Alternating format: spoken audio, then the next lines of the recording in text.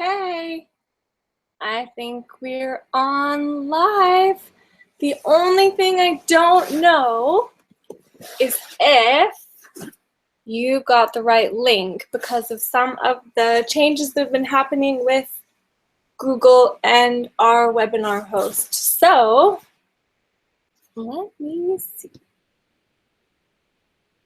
I'm going to check with my little buddy.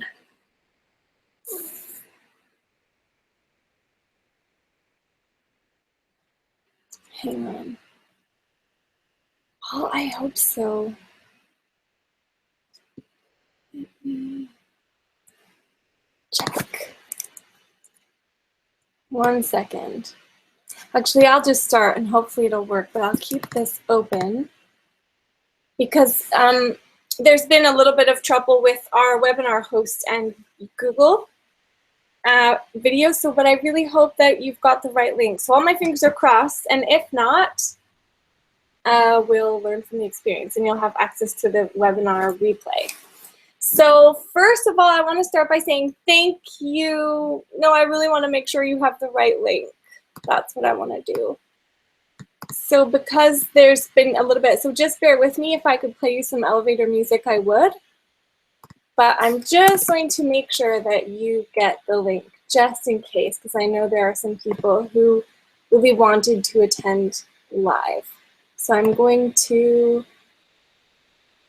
make sure you get the right one, which I can only get seconds before the call. So just so you know, that's why I can only do it now. So I'm going to do this.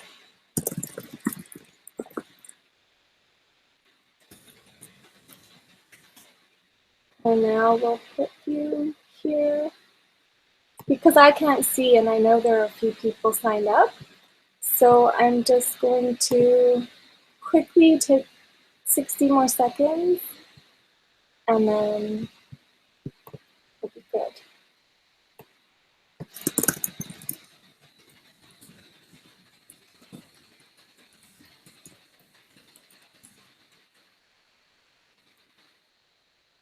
I hope.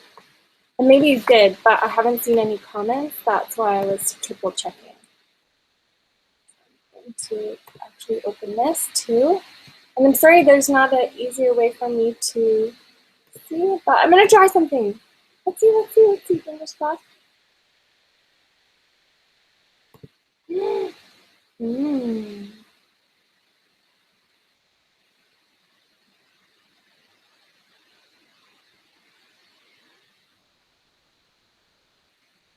I hope I can edit all this out. It really is something totally outside of my control, so I wish that I could do something about it, but I can't.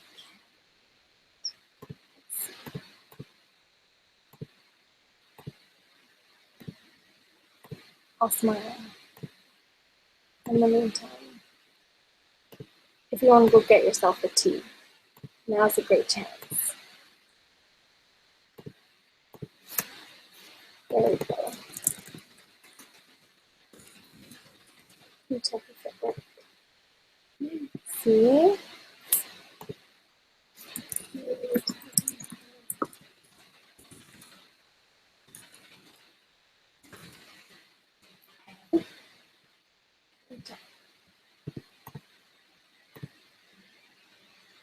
You've been looking at my chin.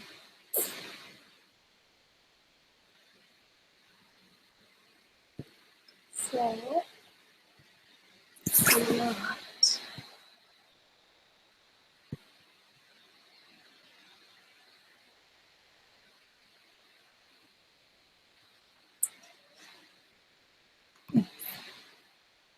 Yay!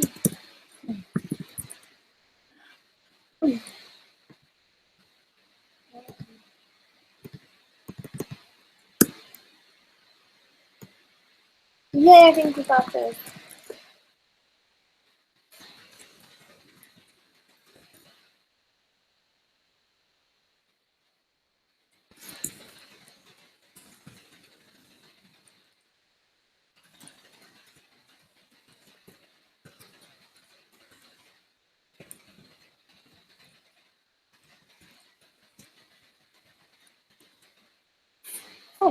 I'm going to send this and then I'm going to begin.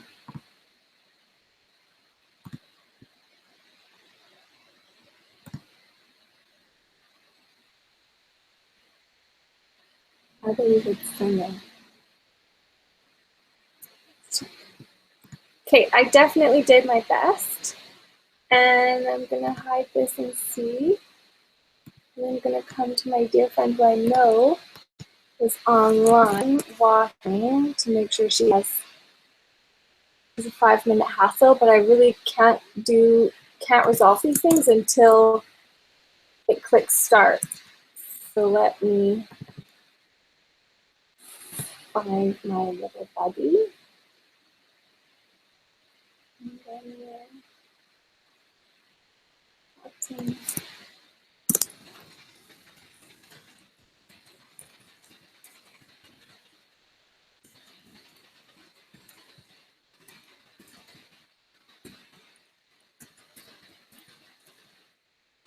Okay, I know that one's working. So I'm gonna check one more time, just because I sometimes I can see if people are logged in, and it's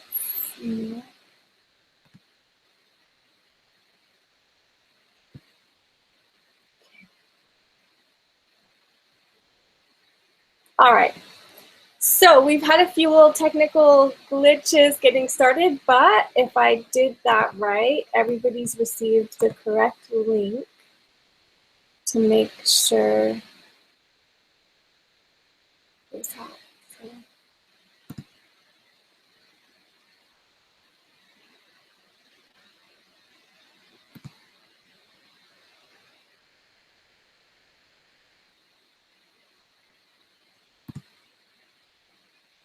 Okay, that's been sent. So now I'm going to close this and get back to our call, which I don't know why. But we're going to roll with it because everybody's got lots to do. So hopefully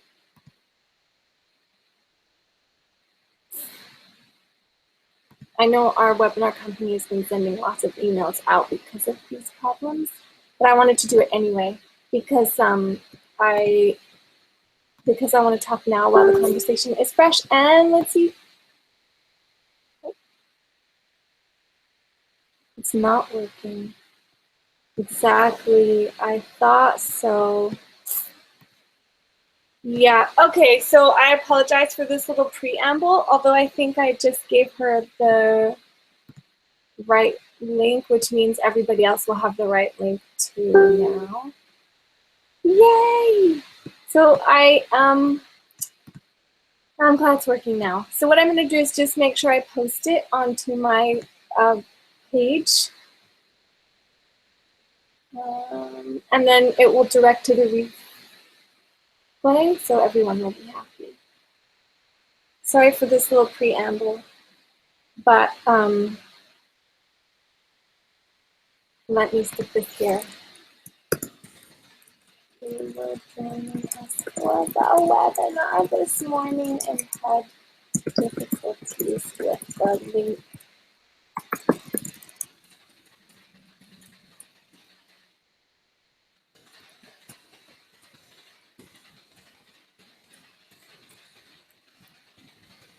Okay. I knew there were some people important to me waiting and watching, and I wanted to make sure that they at least had the link. So now that I've put it on Facebook, hopefully anybody else who was going to tune in. Yay! Good. All right, let's get down to business because it's already 9 minutes.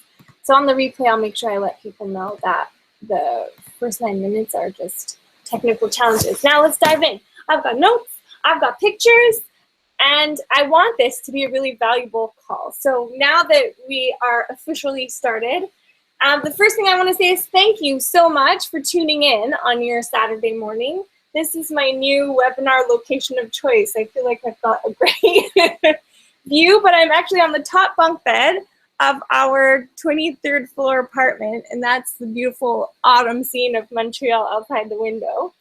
And I'm not sure where you are this morning, but I'm very glad that you took the time to tune in and be a part of this. I Maybe it sounded dramatic. I fired myself as a parent, but that's certainly how it feels. So I wasn't over dramatizing it.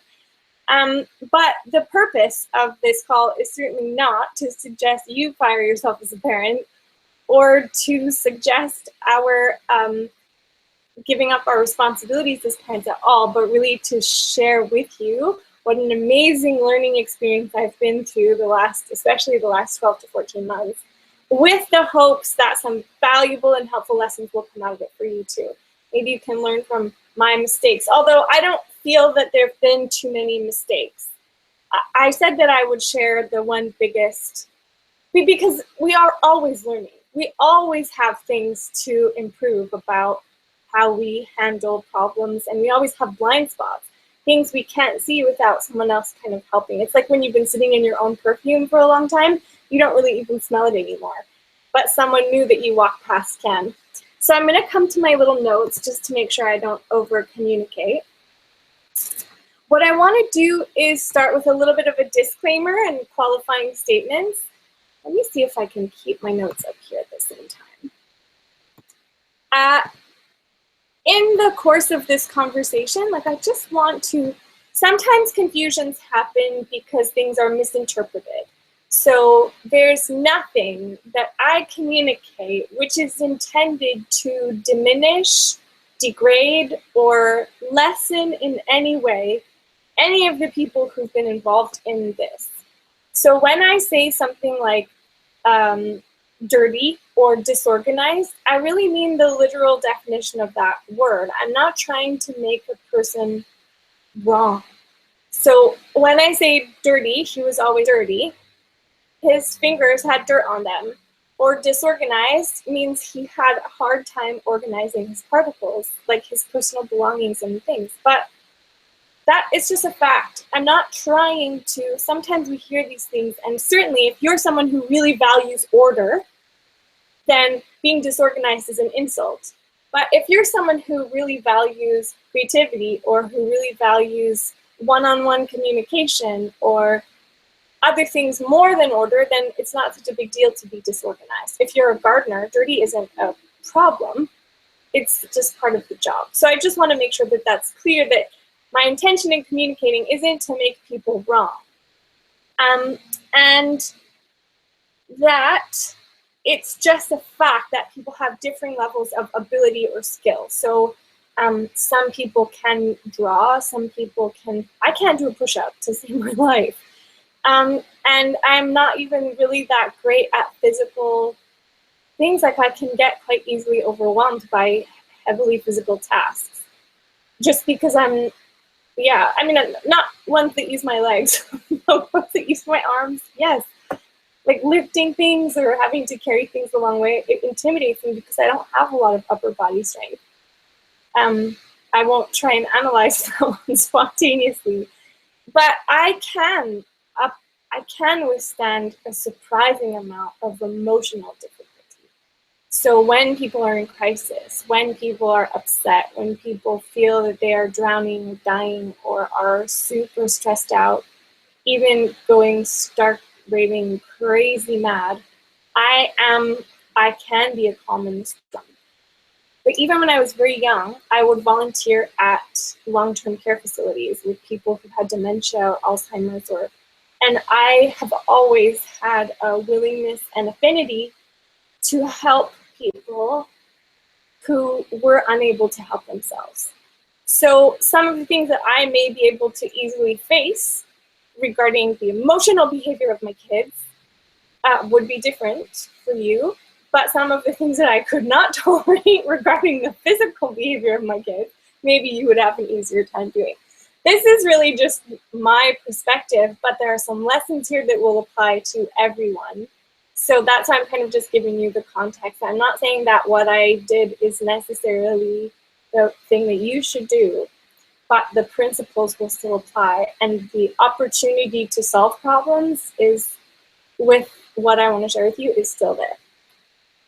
So by saying that, I can make it clear that this isn't about my being right or wrong. This isn't about, because a lot of this conversation is going to be about my amazing son, Sebastian.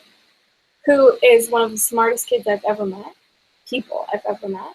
And he's wildly capable. He knows so much about world history, geology, geography, mythology, and is sometimes baffled at how much I don't know.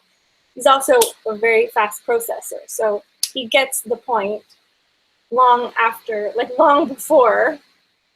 You know, I've said 2 sentences, he got the point. He'd like me to move on, but I need to sometimes make sure it's really clear and give a 10-minute philosophical lecture on something. So he gets things really fast, which does not mean that he's always able to apply it.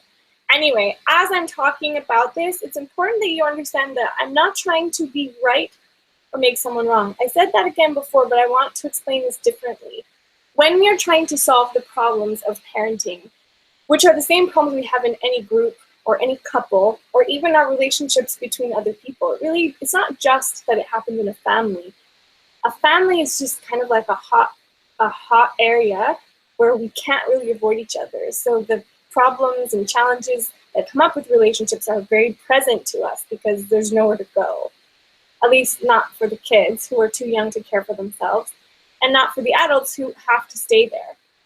If we could have that degree of you're forced to face each other situation in life, I think either we would have wiped ourselves out a long time ago, or we would have an amazing opportunity to learn from that. So a family is just an amazing opportunity to really work out our problems in relationships because there's nowhere to go. You can't really avoid each other. That can be done well, and it can be done not so well. And I honestly believe that if society made you responsible for that bigger picture too, if society was a hotbed where you couldn't avoid each other, then families would do better because I have my drink just a second.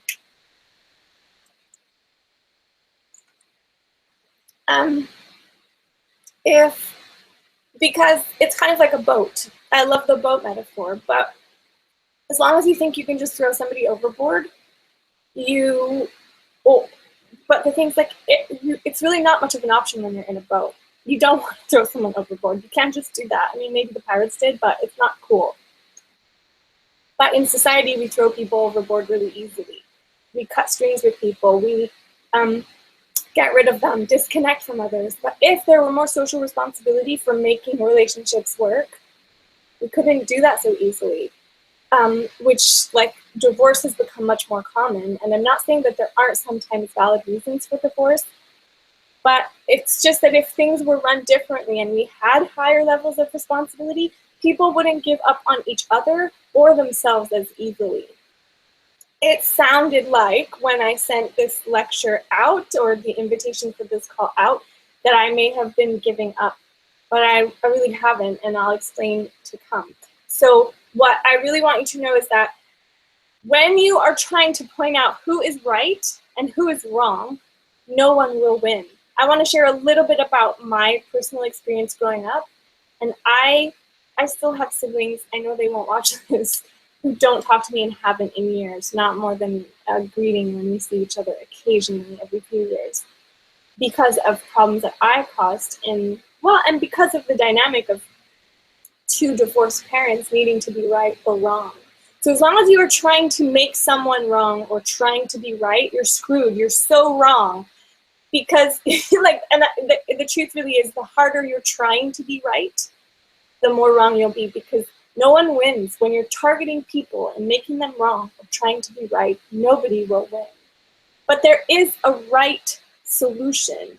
There is a right action. There is a right evaluation of what will help and what doesn't help. So when you focus on the situation, on the factors that are appropriate or inappropriate for a group that is trying to survive, when we start to measure things based on, does this help life get better, or does this stop life from getting better?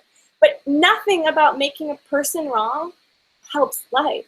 So even if your children have, or people you love and care about, it could be your partner, it could be your parents. If there are people in your environment, your vicinity, whose behavior is obviously problematic for you, and maybe for that you can be just as problematic by making them wrong. Neither thing is helping life get better. It's only when we can evaluate the factors involved in helping a group get better or choking them off that we can find the right solution. And the solution is a thing. It is a change. People are right. They are trying, every single person is trying so hard with what they know and the calculations that they can make. I have this beautiful, right now we have an amazing group of 10 brave participants on a course that I very quietly promoted on the end of a very long webinar.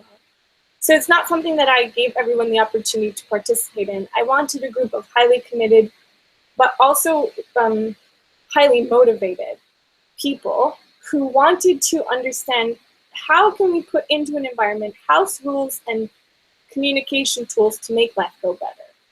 And so with a beautiful group of 10 people, we're working on these kinds of things right now. And where the heck was I going with that? I just totally got sidetracked. Dang it! What did I just say before that? Well, I think what I was going to tell you is that I shared a slideshow. And I'm not going to share it here. Maybe one day I will. A few little pictures that I put together. But when life works well and a person comes into the world with 2 loving parents and the resources that they need to provide, an extended family to support, and health and happiness, then that is that's the ideal situation, right? I've met some people like that, and they don't have a lot of burdens on their back. They can not confusion. So what I was trying to say is that every single person is right in the sense that they're trying with what they know to resolve the confusions of in their life and environment and make life work. And even, so anything you do to push further down on someone who may already be struggling will never help. Okay, that's the point. And what I want to be able to share in this call is how we can find ways to lift people up and improve situations easily. I'm trying to hold myself back. I'm such a freaking over communicator.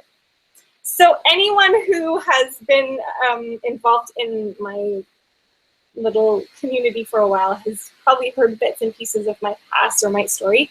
I'm just going to share them again and I actually don't even know if I introduced myself at the beginning of the lecture because I was so distracted by the technology, but I'm here.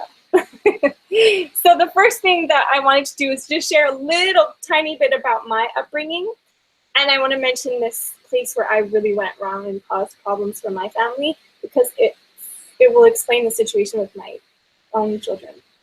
So my mom was married young. My parents married young.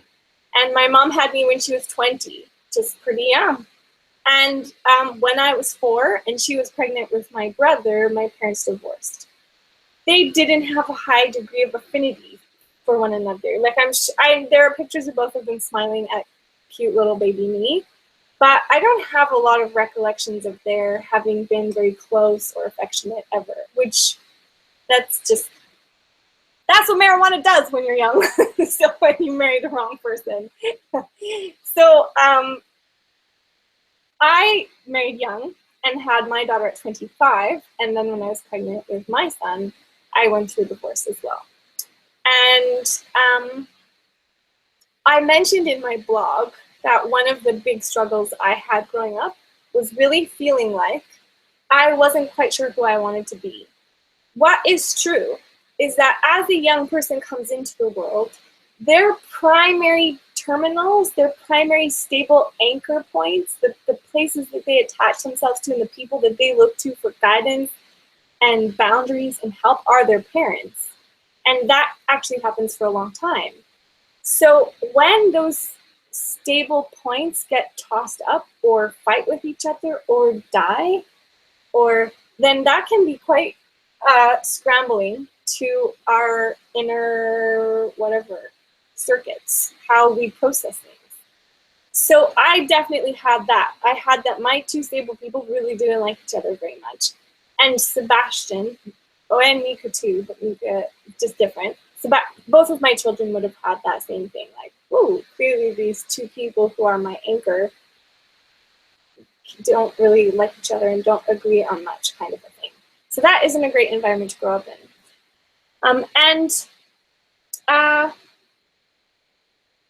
I think, and I did say this in the blog, I believe that it had a significant factor. Like, let's say you know who you are and you've known right from the beginning, which Mika has had that. She came out into the world with her little pinky in the air. She's always been clear on who she is. I could wake her up right now if she got to sleep in this morning. And she would be very happy to sit here and listen to this conversation and participate in it too. But she's always been willing to defend herself. And I wrote in the blog something, which is that need to be liked. So if your need to be liked is stronger than your ability to stay true to your goals and values, that's when trouble happens. Mika didn't have that. Her ability to stay true to who she was, even if it meant other people wouldn't like her, was strong. I didn't have that, and Sebastian didn't have that.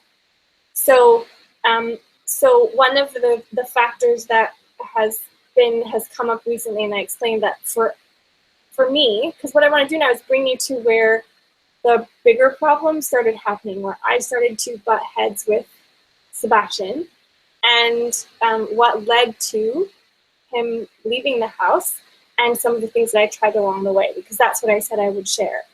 So I gave you the background so you understand the context. Sebastian was raised by a second-generation single mom. So I didn't really have a lot of exposure to my dad growing up. There were occasional weekends, but even on the weekends, he was busy working. And there were conversations, and those conversations influenced me as an entrepreneur. And but in terms of like a daily presence of having that like dad figure, I didn't have that. And Sebastian didn't have that, not in my home. So I think that was one of the things that also factored in. So having the two parents who don't like each other, and then having an environment where there just isn't that, like, all a dad has to do is look at kids and be like, don't do it.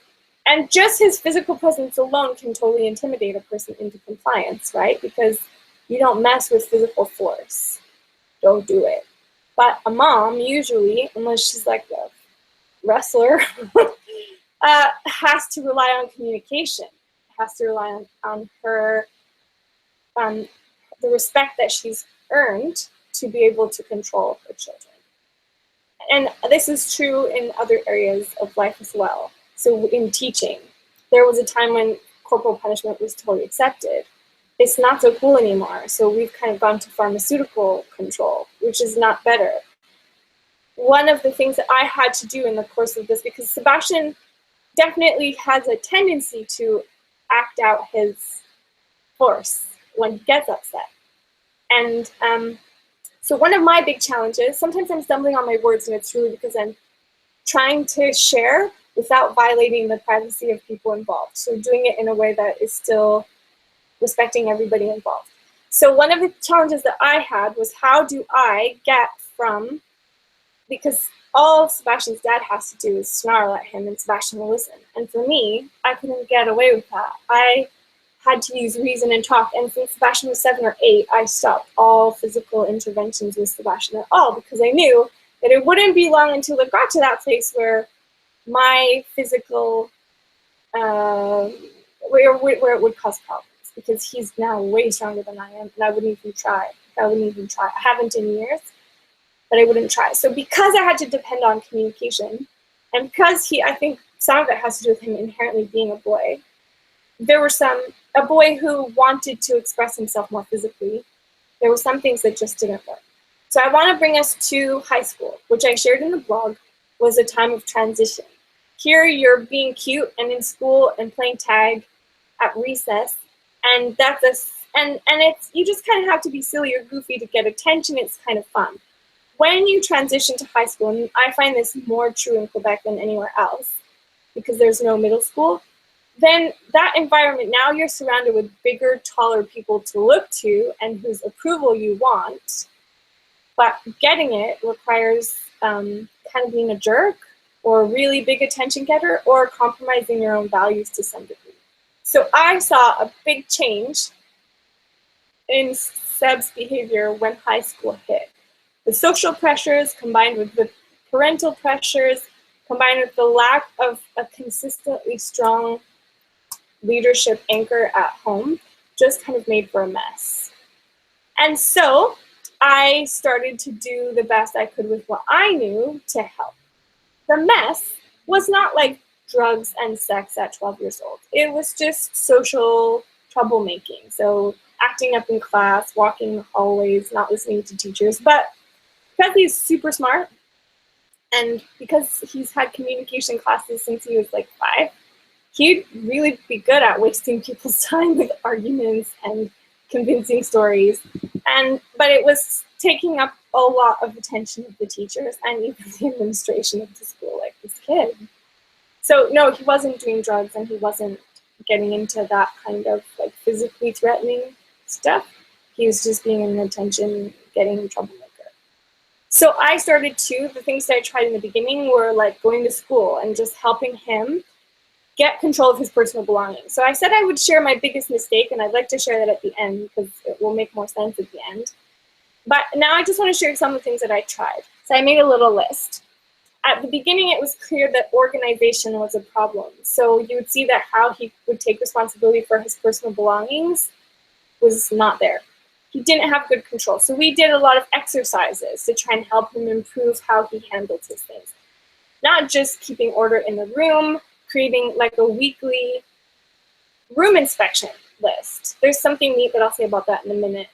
And I would go to school every day and try and, like for 2 weeks, I went to school out and met him, and just to help him put in a certain amount of discipline with his locker.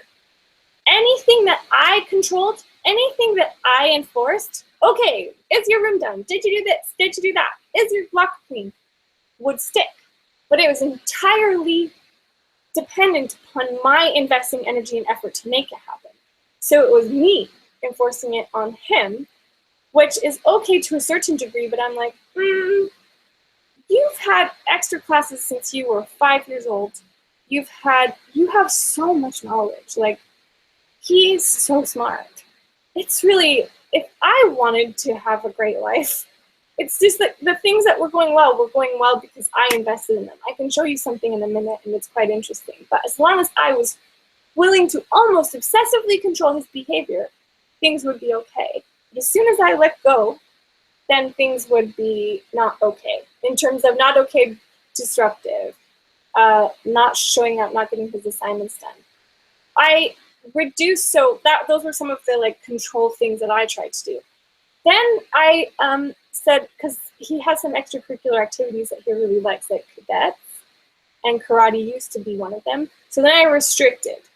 I said, listen, if you aren't able to take responsibility for these basic things that come with being alive and being a student, which are your most important jobs in life right now, then you don't have time, and I won't let you reach out into these other areas. So for a while, we restricted cadets and karate, and until he had regained some of the trust and respect of his teachers. And then as things improved consistently, then I let him reach back out into those things. But again, it wasn't really, so I hear a little binging and I'm not sure what it is. It wasn't really sustainable. So we had, and I'm gonna show you because I think I can do a little bit of a screen share. I'm gonna just show you because I put a few things on my screen to be able to show you. I'm afraid of closing a window and accidentally losing you, so I'm trying to be careful. If I push this button, then you're gonna see my screen.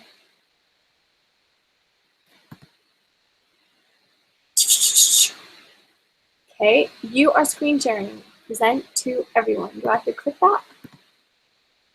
You are screen sharing and presenting to everyone. Okay, so I think now you see my screen. So I want to come here And I'm not sure, I think this I can close. So, oh, yeah. So this one, oh, wait. Yay, here it is. Okay. So this I'm going to close because this I did not want, but this I do. And here it is. So I started with, oh no, you know what? It's because I had to use a different, okay, you can kind of see it. Unfortunately, because I had to use a different Gmail address to log in, you're not going to see it as well. That's too bad. And next time I'll know how to prevent that. But you can kind of see, because I'm just going to close this. Aha. Aha. Your access to this file has changed. Okay, so anyway, you can see this. You see that we started with things like this, so jobs. This was actually one of the most recent ones that we did, which is like including basic things for survival. Eat a healthy breakfast, pack a healthy lunch. They can make your bed very neatly. All your personal belongings where they belong. Brush teeth and floss before school. We did this one as kind of like our last ditch effort, and then there's also weekly. Organize your agenda notes. There was something about him wanting to deposit money, and he had jobs that were about cleaning the house.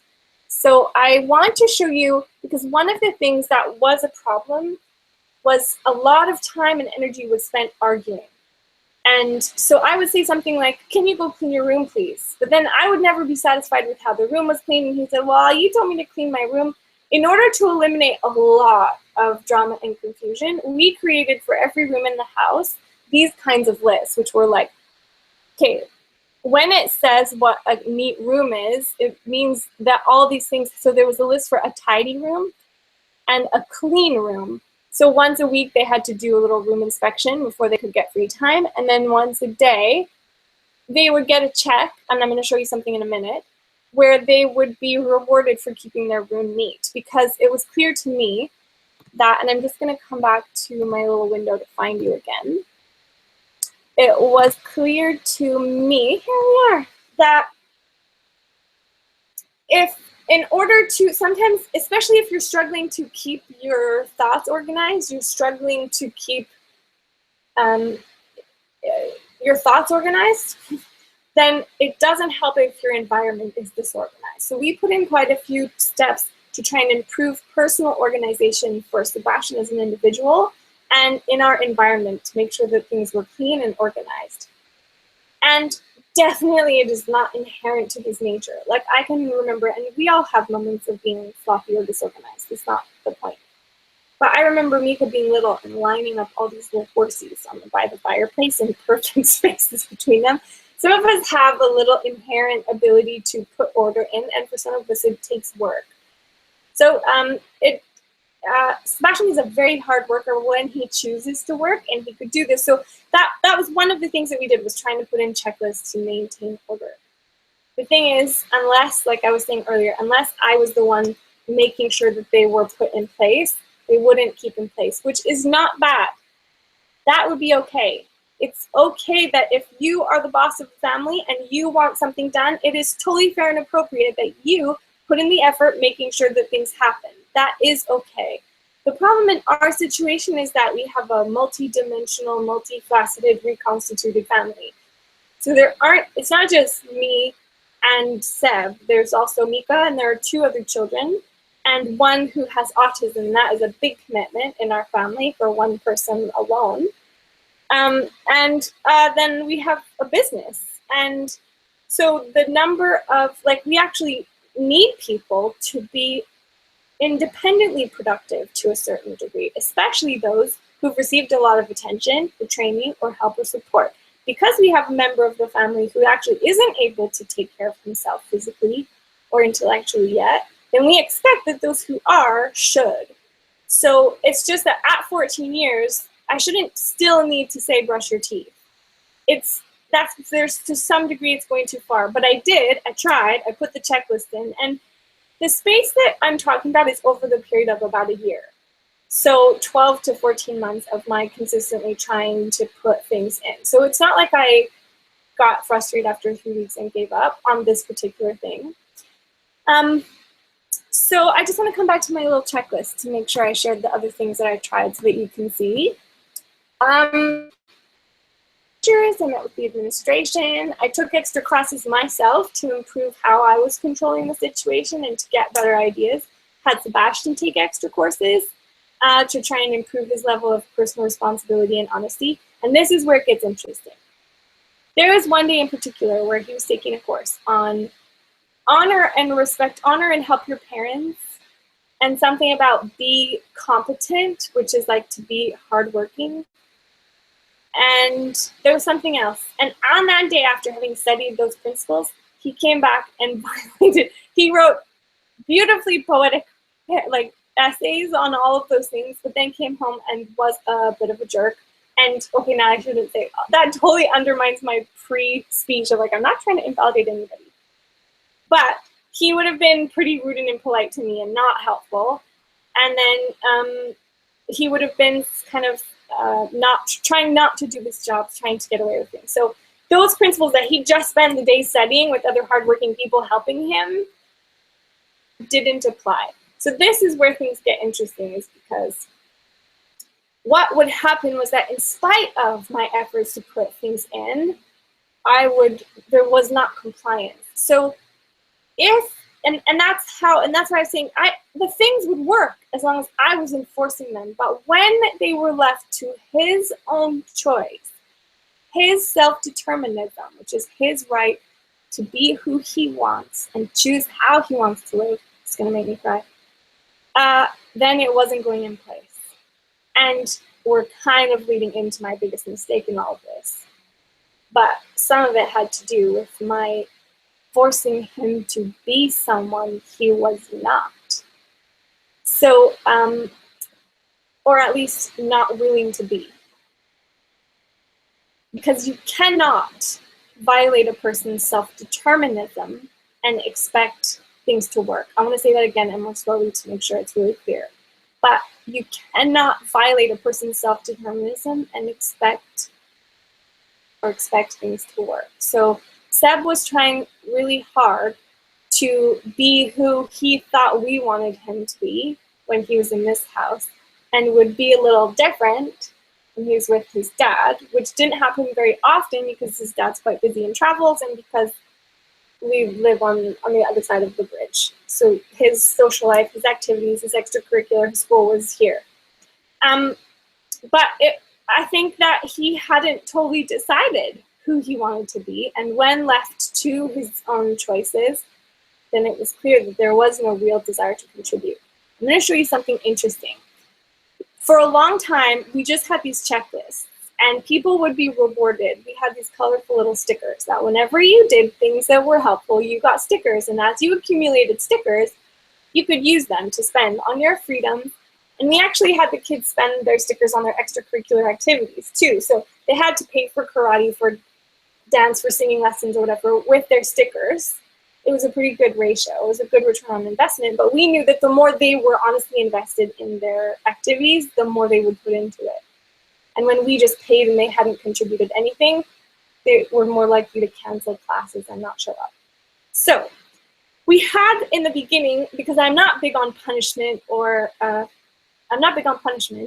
so we had this system that was based only on reward. You do good things, you get a sticker. You don't do good things, you don't get a sticker. But it wasn't really working because you could get rewards for reading, and Sebastian can chew through books at lightning speed.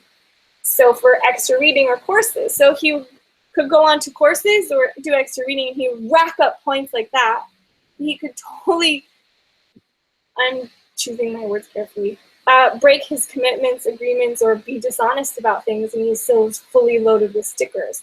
We didn't have a system where we only had a reward-based system, but we didn't have a penalty system. So when you don't have a penalty system, it's kind of like playing a game with no opponent. If there's no opponent, there's no challenge. There's no obstacle. So what I was doing a call yesterday with this group that is amazing, that we're working on for the house tools and communication tools. And one of the questions was, you have so many things, how do you get them all done?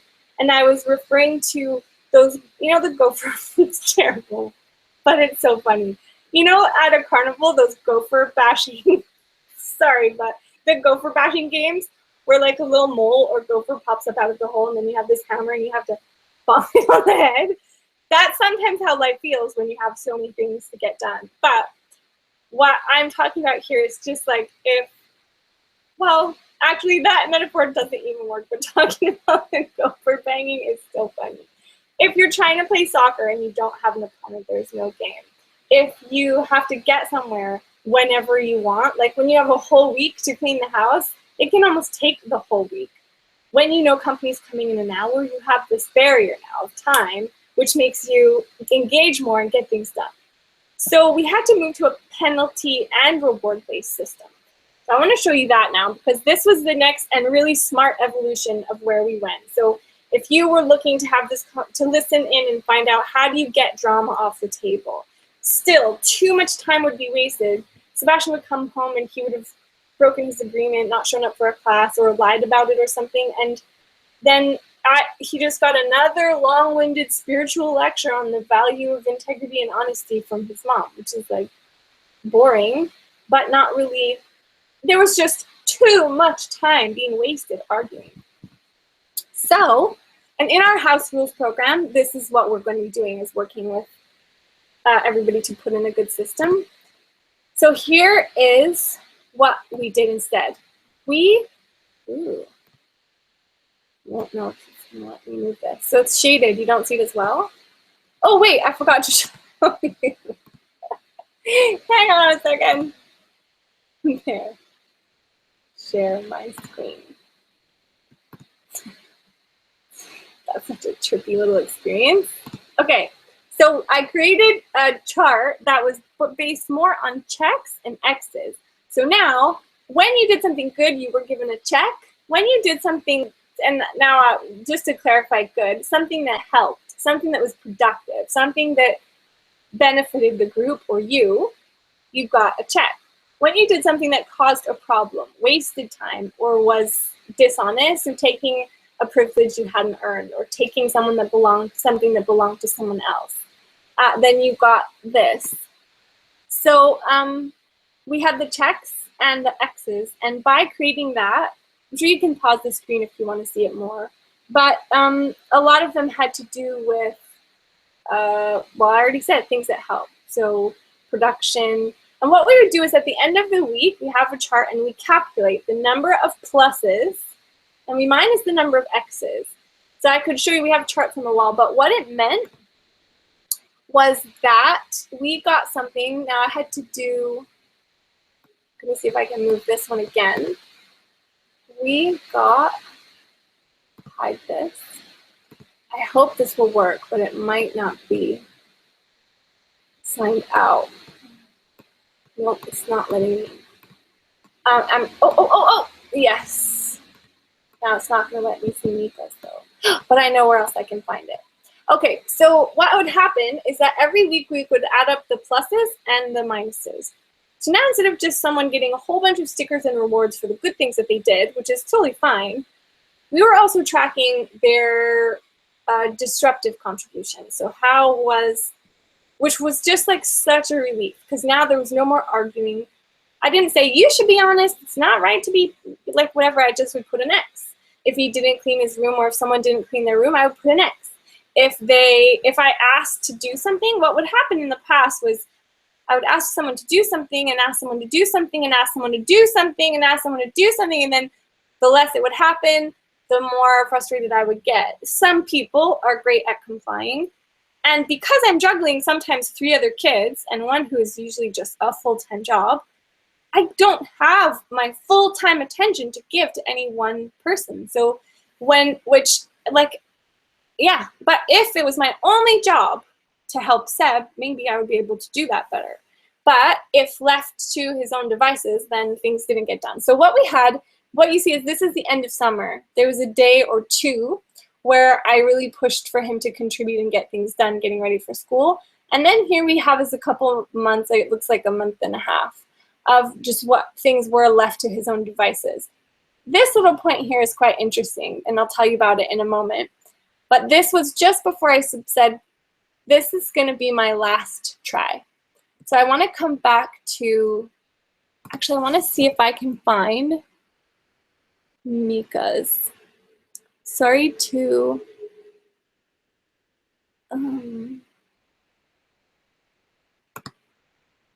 nope. I really wanted you to no. Sorry. Because it's locked me out, and if I log in, it will log you out, so I can't do it. But I'll show you.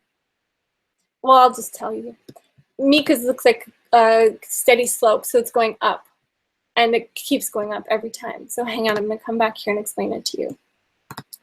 Okay, so by creating a system of rewards and penalties that could be easily calculated, it took away the drama. It took away the arguing. It took away the long-winded lectures on personal integrity. And it gave us like a quantifiable, measurable value to see who was contributing and who was taking.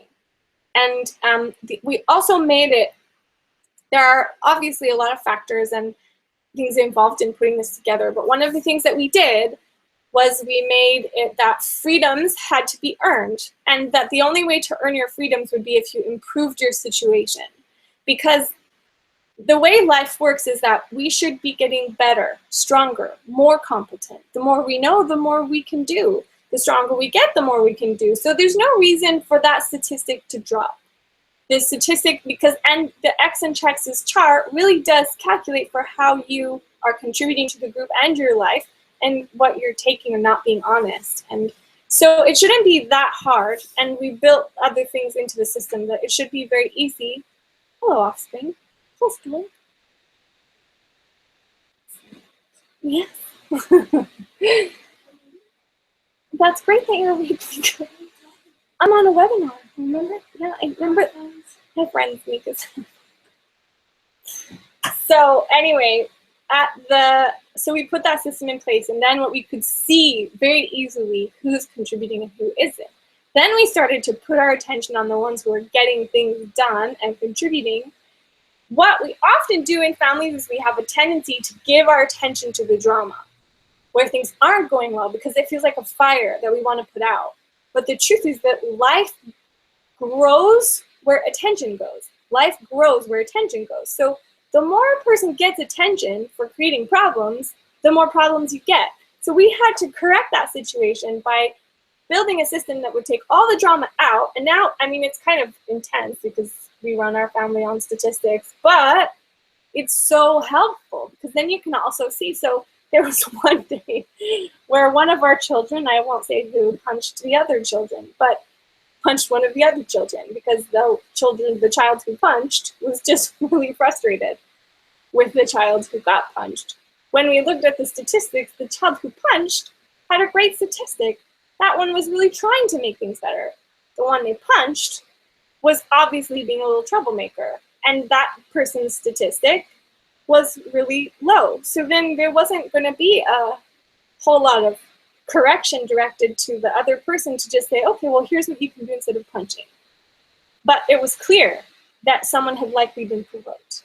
Not that it's ever okay to punch, it isn't, but still, by having a system like that, you basically have a measure of people's honesty, reliability, contribution, production, and so it takes a lot of the drama out. So that really helped reduce the amount of stress, long-winded conversations, and help us keep the attention on reward. So one time we all went out for dinner with the people who had been contributing. The other person didn't, the one who hadn't been contributing didn't even know we went out for dinner. We didn't do it in a way to make them wrong. We just said, hey, we have some errands to do, and after our errands, we all went out for supper, and it was really fun. But it doesn't feel good inside as a person to overgive to someone who's trying to take advantage of you. If someone who is totally capable and able of contributing just doesn't, then the more you give them, the worse you feel. So what happened was, 1 week in particular, things were getting a little heated for my little buddy Sebastian. And I made it really clear, and I chose, because the other thing that I said is, how did I keep drama off the table when it mattered most? I could see that things were not going in a good direction, that in spite of all of my best efforts, in light of the resources that I have, to have continued, because you'll see, I haven't sent a newsletter in weeks. And even if you look at the last 3 years compared to what I was doing before, I've significantly reduced my business engagements because I've been prioritizing these teenage years for the kids. So it was clear that if I continued to overinvest in trying to solve this one situation where that person obviously didn't want to solve it, not yet, not the way I was trying to, then I had to make a different and better decision. So I let him know. So on the statistic you were looking at, you could see at the very end it was his peak. Because I said in a clear way, I said, I have been doing my very best. And I listed many of the things that I shared with you. I've gone for meetings with parents, teachers, I've taken courses, you've taken courses. But it isn't changing. In fact, things are getting worse. It's because of some of the behavior choices he made in that particular week, which they were not appropriate. So I said, I can do one more try. If you want me to continue being your primary parent, I can give one more try. And so for this 4-day weekend over Thanksgiving, I said that I would do my best and we would create a new and improved checklist, which is to some degree the one that you saw. But that if we were unsuccessful in that working for him, then I would have to write to his dad and let him know that I didn't think that I was the best primary parent for Sebastian right. I said that, even though there had been a lot of emotion for Seb that week, a lot of I'll just say antagonism and hostility and moodiness, and drama, I was like a pole. I was pretty solid and I was pretty clear, and I never made any decision in a way that was like, I'm so sick of your crap, I can't take it anymore. It wasn't ever like that. It was always really based, because we had the statistics, I could show him, if you look at this chart, the 2 times that your statistics have been high, that your contributions have been high, are 2 times where you agreed to me controlling your behavior. But when you are left to your own devices, you're not choosing to contribute very much. So, so we sat down and we spent a big weekend organizing a new and improved checklist, including how to brush your teeth, floss your shoes, all these things that he said he wanted to do. And within 2 days, he'd just totally, I don't want to say the specifics of what he did because maybe he wouldn't appreciate that, but he went out of his way to significantly out of his way to bust 3/4 of the rules on that list in a way that just made it so obvious. I would have to be stupid. When you put in boundaries based on ethical agreements, that when you say, hey, these are the things that help life, and these are the things that don't. Do you agree? Yes. Do you agree to playing by these rules? Yes. Do you understand the penalties of not playing by these rules? Yes. Okay, game on. If you have honestly taken the time without emotion or drama to lay down the rules and make them clear, and lay down the penalties and consequences, then if your children or whoever goes out of their way to violate those rules, you are asking for so much trouble if you don't enforce. The rules were clear. We often want to not punish our children or have them experience negative things, but I would have been an idiot after trying that hard and doing that many things to have laid down that consequence and then seeing the obvious, it was not an easy decision to make because, of course, I've included in some of the materials all the cute little pictures of Sebastian. He's my little, I love that kid. I think he's amazing. I think he's so smart, he's so bright, he's so cute. And of course, it doesn't feel good for me to say, okay, I'm going to try. I don't want to get emotional. But it doesn't, and actually I didn't cry the whole time about this whole situation. Maybe once talking with my spiritual husband about it, just sharing just only very recently, but but there's definitely a part that can feel like, okay, I'm going to take a drink.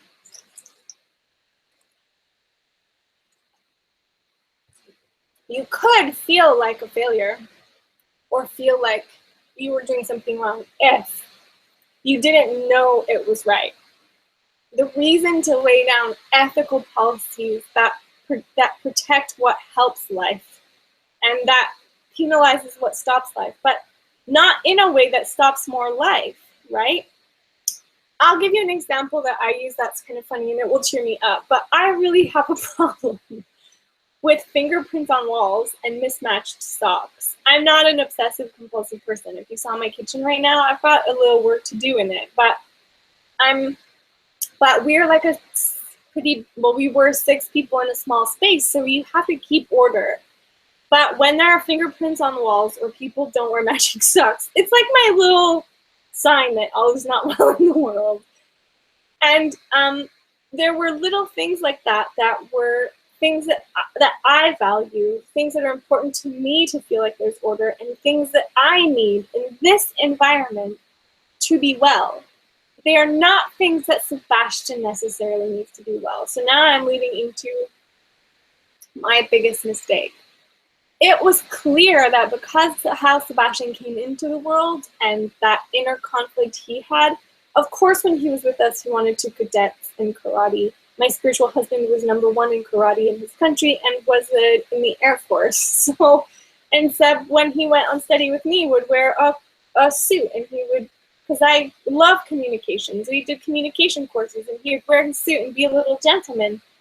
But then he would come back with these crazy aliens all over his shirt and messy and fingerprints, and whenever he would hang out with his dad, because his dad is an amazing artist. But in his dad's field of art, you don't need to have clean fingernails, and of course you have fingerprints on the wall because you're constantly painting.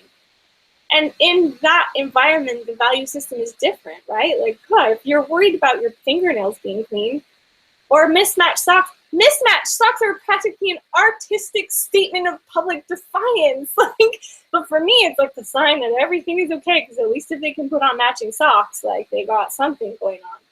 So what would happen was, in this environment where Seb was already struggling under the pressures of who to be to make the people around him like him, and then the school, and all the pressures there. Do you want to be liked by the popular people who are badass attention getters, or do you want to be liked by the teachers and administration who kind of control your future? But there's like all those things weighing on him. And then, and this was the thing that I did, was I realized looking back how I just constantly created more pressure. So the reason that his stats were up whenever he was with me, yes, I chose to create that statistic based on the values that are important to me and in this family, which is order, honesty, contribution, production. And those are the things that I believe are necessary for life. But there were parts of his inherent personality, like the need to not give 2 hoots about what socks you wear, and the ability to just be messy and sloppy. I say messy and sloppy, but it's partly because when I go for a walk, I have to force myself to go off the sidewalk. I'm so robotic. I'm a perfect, socially compliant. I love getting the awards for being top student in the class. I love writing in between the lines. I love being liked by my teachers. I sometimes didn't have friends because I was more liked by my teachers. Those were my values and the things that were important to me, but I was keeping Sebastian in this little suppressive, in a pressure cooker of constantly being wrong, not just for the things he did, but for this thing, right? Just let me have a drink. But for who he was. So the day that I went over to his dad's house, I brought out my checklist, and because Seb's dad loves Sebastian. Obviously, I love Sebastian. But Seb's dad loves the parts of Seb that are wild, that are defiant, that don't need matching socks. He would care less about dirty fingerprints. So I sat in Seb's dad's kitchen and was explaining to him, and I saw his back door, which was at one time white, but now was just like covered in fingerprints. And I said, I will go crazy in that environment. And just like how there is or isn't order in that space. And he's like, what's wrong with my door? And I said, there's nothing wrong with your door. I'm not trying to make your door wrong. I'm telling you that I haven't been able to give Sebastian the space he needs to be okay. Like, that door is a problem for me, just like Sebastian's mismatched socks, messy fingernails, and sloppy clothes or whatever is. And body noises, like, I am not good at random body noises being exploded in people's faces. I don't like that. I am way more socially compliant conservative. And even then, like, I don't always perfectly brush my hair or anything like that. I'm not like totally socially compliant, but way more than Seb. So I was just like, I am keeping this little guy in a pressure cooker. So over there, he has his dad, his grandma's husband, an uncle, an aunt, a little cousin. So he has a whole little community. Here often, at least for the 15 years, it was me with 2 kids. And now I have an amazing spiritual husband, but when my spiritual husband comes home, we double our population of children. And one has autism, so that's very time consuming. So the actual ability to get that strict control and support that he needs wasn't here because there were just too many other things to handle. And this group and these values, and because of this living situation, needs more order, more control, more personal responsibility. So then the decision was made for Seb to go there, and we did it in the coolest way ever. It was like, it's like a boys' boot camp over there now. They make amazing meals together. Seb packs his lunch. He's so proud of himself. He's really happy and very burpy. He like makes lots of great body noises and weird sounds. Sometimes it's almost like they have their own communication system because they get the same jokes and they watch the same kinds of movies. And it's totally beautiful because after 14 years, and I said to Sebastian too, like, I did it in a way that it was, I went to Jason and I didn't say, I really did say, I am not being able to be the kind of parent that Sebastian needs right now. So I wasn't trying to make Seb more wrong, although many of the things he does are obviously not helpful for life. But, and this comes back to just about everything I say, but when you are pushing down on a person and who they are, the thing that I was doing wrong and just don't have the, it's funny because well, at least I had the wisdom to know that I was doing it wrong. But it's like, to constantly be around someone who is making you wrong, or who you know how it feels when you're with someone who doesn't like you. For me to constantly be stressed and uncomfortable with his personal choices was just putting him in a little pressure of discomfort all the time. And I want to honor who he is. In fact, it's much easier for me to honor and value him and his burpy, self-expressive, mismatched sock ways when that is imposing itself on my need to have matching socks and no fingerprints on the wall environment, right? So I get to choose who I get to be, and he does too. And what's really beautiful and amazing is that his dad totally loves him that way. So one of the really cool things that happened was that once Sebastian moved over to his dad's place, I saw this drawing. I'm gonna have a drink again.